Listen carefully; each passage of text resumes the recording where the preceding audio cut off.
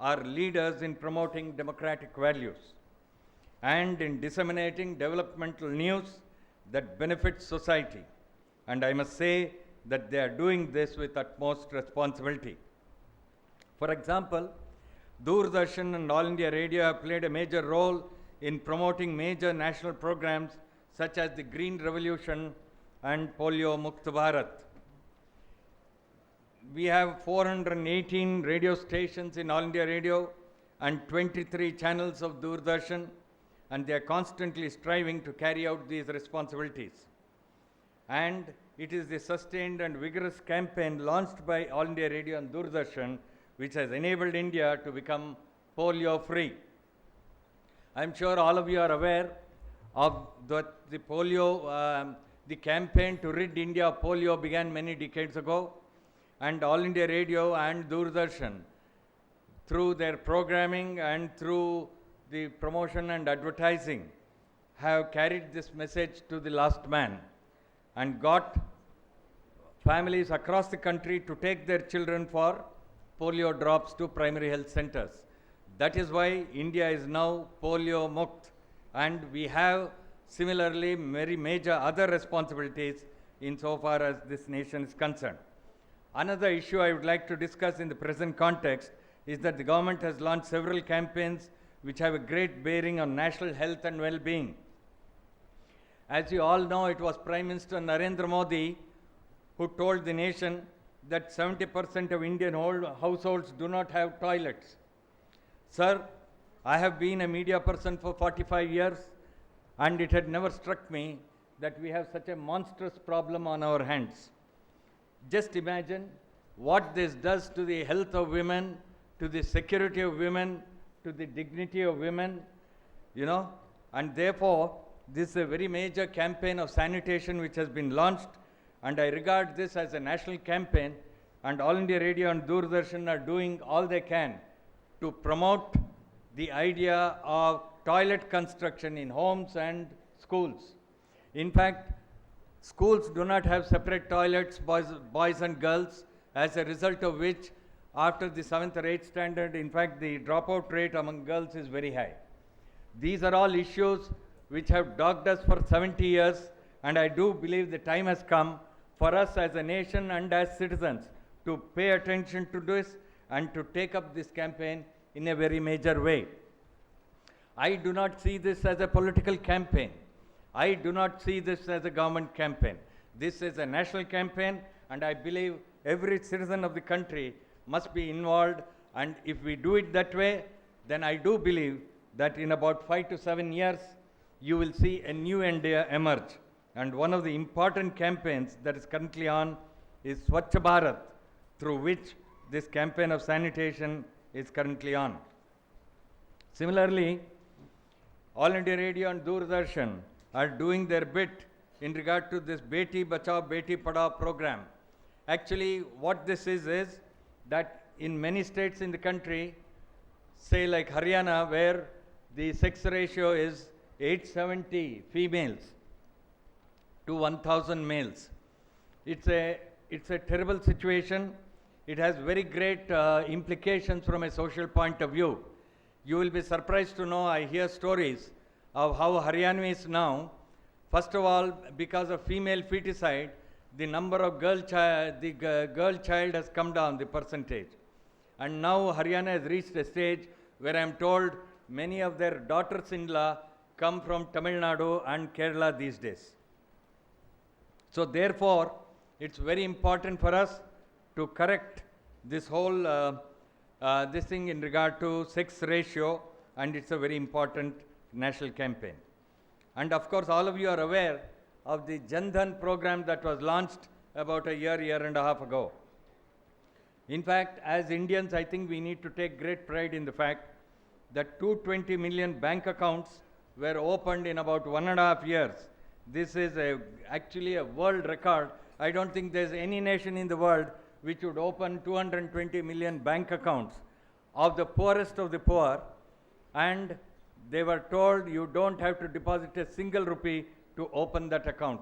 In fact, in some of my interactions with people in the US and Europe and so on, they were quite flabbergasted to know that our bankers, we all need to give a lot of credit to all our friends and friends who work in the banking sector, because they did such a phenomenal job.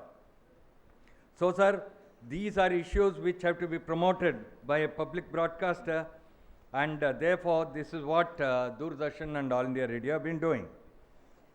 The other thing is that we are committed to promoting good news. In fact, good news is news. In the old days, they would say, if a dog bites man, it is not news. If man bites dog, it is news. So the whole this thing was skewed towards a kind of negativity. But today, we believe that good news is also news. And I'll tell you the kind of stories that are there in the country, which I do believe all of us in media, irrespective of whether we are a public broadcaster or a private broadcaster or a newspaper, in the larger interests of this country, I think all of us need to promote the good news. For example, a grandmother somewhere in one of the northern states sold all her jewelry to build a few toilets in her village so that the women of the village have proper sanitary facilities. I think that's an extraordinary thing. And in Doordarshan, these are the kind of stories that we put out in order to encourage and entice people from across the land to look at these extraordinary citizens who are doing their little bit for a better India. Tenements in which they live, actually every day they consume smoke equivalent to 400 cigarettes per day. So this program of providing domestic gas connections to the poor families, I think, is a very important program. And as a national broadcaster, public service broadcaster, we have a responsibility to push that.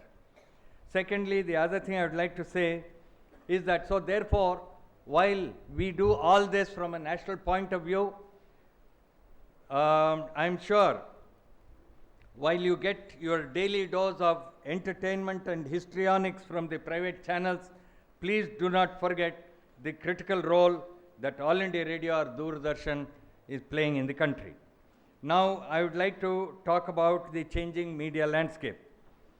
This is also relevant for all media professionals gathered here, and I hope these thoughts will help you promote value-based media ethics for a happy society, which is what, sir, this conference is all about, and the Brahma Kumaris are deeply committed to this. In the new age of digital broadcasting, multiple platforms and screens are offered to viewers. These platforms are no longer linear and static, they are mobile, and you can watch them at your leisure. We are moving fast from the traditional TV set to consuming content on phones and laptops. India has a population of about 1,300 million, and we have our mobile phone, density is about 1,100 million. And out of this, about 300 million mobile phones are smartphones through which people are now accessing media content. That is both newspapers and television programs, television news, and so on. So this is the new age we are entering into, and this is the new age media consumer. So all of us who are in media need to think. In the old days, in the 70s, when I joined the Indian Express, and we used to do write articles on the edit page, the total wordage was 1,500 words. Nowadays, no editor wants anything more than 600 to 800 words. And if you want to convey something on the smartphone, I think you should not go beyond 50 to 80 words. So this is the new age consumer of media, and we all need to pay attention to that. Secondly, if you look at news on the video, nowadays there's a global standard. If the video exceeds 90 seconds or 120 seconds, nobody is going to watch it. So if you want somebody to see a video on WhatsApp, which you send, please remember it has to be for about 90 minutes or more. It should not exceed that, because nobody will watch. So this is the new age media consumer.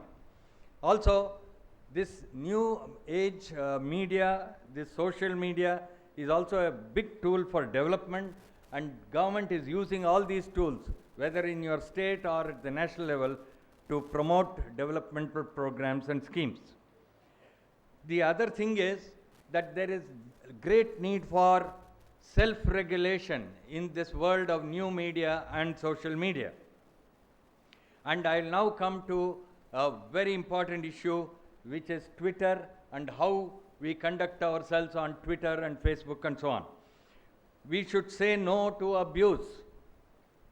The thing is, on Twitter, what I find is that people all over the country, it's a global thing, but in India, I find people become very abusive.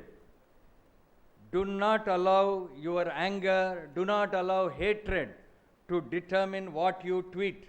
Because remember, once you tweet something, it is going to dog you for all your life. Even if you withdraw the tweet, by then somebody will grab it and keep it. And there are instances of that all over the place. So the most important thing to remember is, don't allow hatred and anger to dominate your activity on Twitter and Facebook. It's not good to hate anybody. Secondly, avoid whimsical tweeting. Somebody tweets something and you don't like that guy, so this is something negative about the fellow, and you feel very excited reading it. This guy, they have arrested him or something, and you retweet it. Afterwards, you realize that the whole thing is false.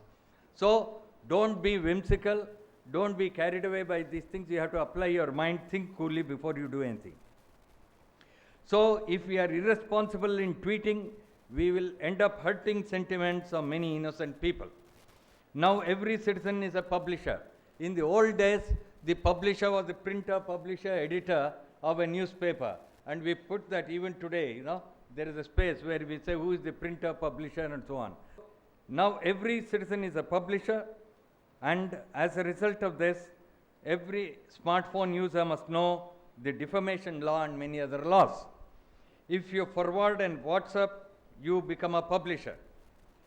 So therefore, I think, sir, this course which I have organized today, this seminar, it will help all our media friends to control anger, control impulse, become more responsible, exercise greater patience in your work as journalists, and especially when you go on to social media. Secondly, never tweet on impulse. Never forward anything on impulse. And don't let hatred cloud your judgment. For example, the other day, just a little while ago, sister said, happy life and peaceful life. This is what the Brahmakumaris teach you. For this, if we want a happy life and peaceful life in this Twitter age, in this age of social media, please remember, you have to be extra careful on social media. Otherwise, you have tweeted something in the night, and the next weeks are going to be horrible for you, because all kinds of people will be after you for what you have said. So if you want a happy life and peaceful life, be very, very responsible on social media. Otherwise, you will have a very disturbed life. It's a question of people acquiring skills, and once you get a smartphone, even those who are not literate will acquire literacy in a certain super fast way. Finally, 2 points about social media and governance. Once again say that, sir, please understand and appreciate the role of the public broadcaster in creating a positive environment and disseminating development news in the country. Finally, I would also like to say that in a nation such as ours, all of us in the media have a responsibility to drive national programs which will bring about positive social change and improvement in sectors like education and health. I started as a journalist National Media Conference and wish its sessions a real success in infusing right values and spirit of social responsibility. As you can see, the Brahmakumaris and Prasar Bharati have a common goal. Both of us want positive energy to flow in this country and value-based media to flourish. ஒரு அற்புதமான பண்பை கடைபிடிப்பதால் நானும் அந்த ஓம், இந்த ஓம் என்கின்ற அந்த உச்சரிப்புக்கு ஒரு மிக அற்புதமான சக்தி. Sharp decline in moral values, character and conduct in human life and society. It has become a cause of concern for all of us.